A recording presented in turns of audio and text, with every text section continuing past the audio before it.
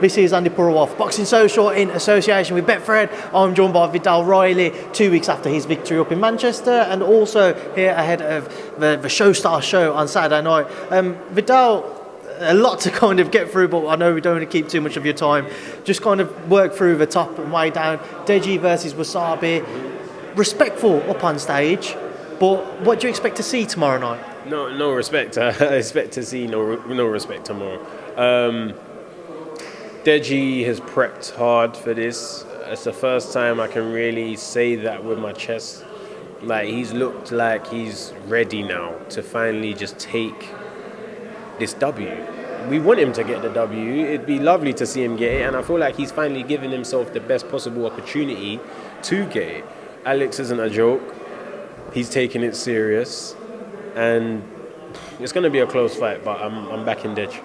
Well, his own admission to me yesterday, he said that he kind of took the sport for granted. He wasn't as committed to it as what you yourself, as somebody who's an actual boxer, that knows how difficult it is and what it takes to be successful in it. Just hearing him admit that, does that give you more confidence in Deji that he's taken this not just more serious this time around, but he will be different? No, not hearing it. I've heard him admit that before. But it's the actions why my mind has changed. He definitely did take the sport for granted. Not everyone jumps into boxing and their first fight is at Menarino, sold out. You know what I mean? It's a very rare thing. You're doing worldwide press conferences. I'm sure he was excited. I'm sure it was like, wow, this is just an experience. Now he's lived that experience. It's about the dub. Right from that one, obviously got King Kenny and FaZe Temperrr. That one seems to be the one which most people are excited about. Very exciting. Very exciting because you know both guys have really dedicated themselves to the sport. FaZe Temperrr has had fighting background throughout his life. It's his first fight, but he's had experience and he's been taught fighting technique. So it's going to be interesting to see how he channels that into the boxing game. And King Kenny, for someone that's had a major transition, I don't think a lot of people speak about it enough. Like, he's really transitioned into an athlete. He looked like an athlete on the scale today. And I was watching his sparring, and he was looking like a boxer too. So I'm really excited to see that fight. That's 50-50. Hard to call, but I'm backing my UK guy, King Kenny. There's just two other ones on this card I want to touch on for yourself, and obviously the Fury-Whyte stuff, which has been mentioned to you earlier. Salt Papi and Halal Ham.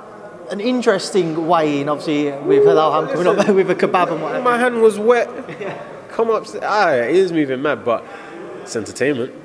This entertainment. This is why we watch this side of boxing, because you're not going to see this on Sky. You're not going to see me with a German doner kebab box on stage, dripping with, so you know what I mean? But this is why we're here. Entertainment, bad blood, scraps. How important is it, and again for yourself, who is an actual boxer, I say actual boxer, you're a professional boxer, that people differentiate between this boxing and what we saw when you fought on the Khan Brook show, or what we'll see next week on Martinez Warrington 2, for example?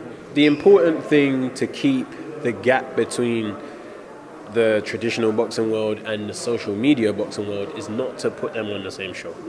That's what I truly believe. The show that's been put on by Showstar, credit to their team, perfect way to do it. Keep it separate. People can still enjoy it. You know, you're allowed. It's boxing's one sport. You can have spin-offs to one thing, but just don't merge them, because that's when people get confused and people start asking you to fight YouTubers and not taking you seriously. You know what I mean? But brilliant idea from Showstar to bring this back for nostalgia, and hopefully there's more.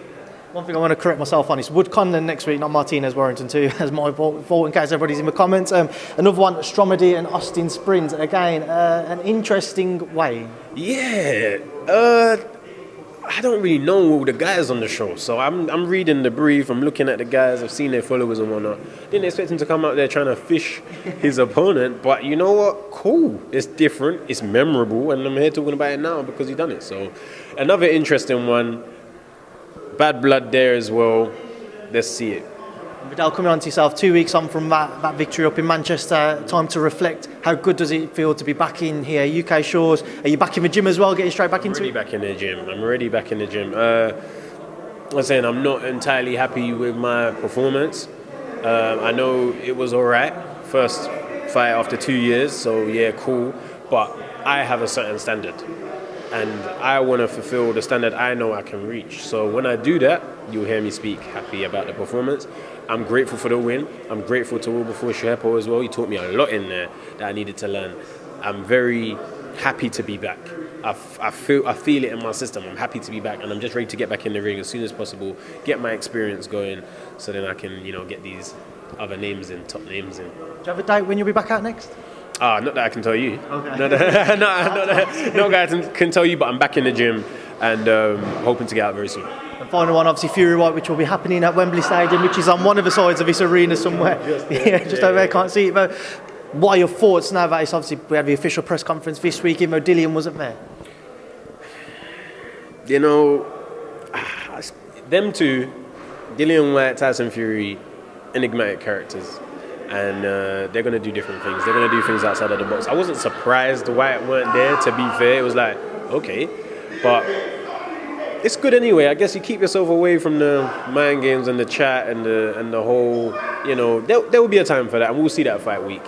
There will be more than enough time for that. I don't blame Dillian for not going, to be fair. Obviously, you've got obligations as a fighter that stretch outside of the ring. But I don't blame him.